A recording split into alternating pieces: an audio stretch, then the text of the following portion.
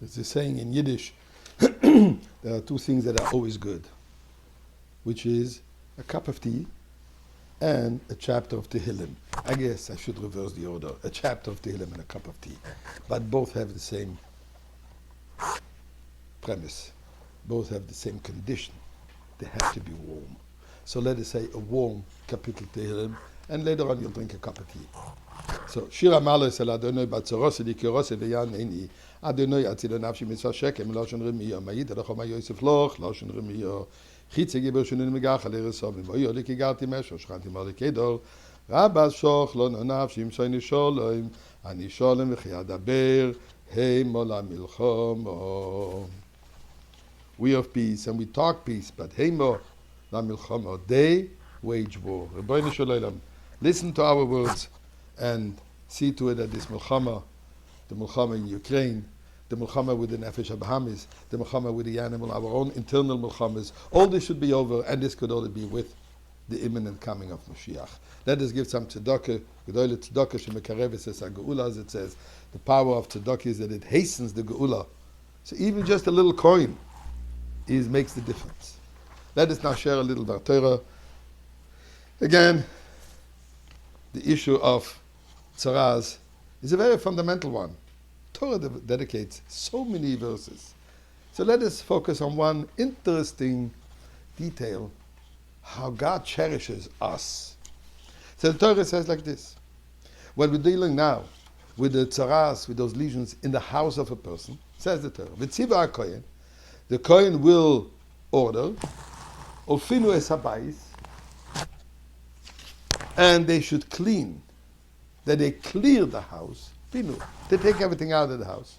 B'terem yova HaKohen, before the Kohen comes, Liras es haneged, before he comes to inspect and see the lesion. V'lo yitmo kol asher babois, so that not everything which is in the house should become impure. So the Torah says the following: if a person notices some kind of a lesion which seems to him maybe tzaras, he knows he has to go to the Kohen, and for the Kohen to come to declare it's kosher or not, pure or not. And the halacha is that once the Kohen declares it impure, all the contents of the house become impure. So the Torah says, quickly, before the Kohen comes, empty the house, so it should not be affected. All those contents of the house should not become impure. But it's interesting. If it's already in the house, and this will be declared an impure lesion, then already it is tummy. So first of all, we see, as long as the Kohen didn't declare it impure, it is pure.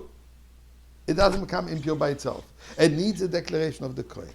But then here is another thing. The Gemara says that really, going back at the time of the garments of the clothing and the garments of the past, clothing was mostly from leather, which is easily rendered pure after time by immersing in the mikveh and so on. The home utensil, which was mostly metal based, is no problem. They could also be cleansed afterwards. Remember, they didn't have that many furniture, etc. In any case, most of the furniture was also be able to be immersed because they lived in a time where tumah, tahara, purity and impurity was a reality.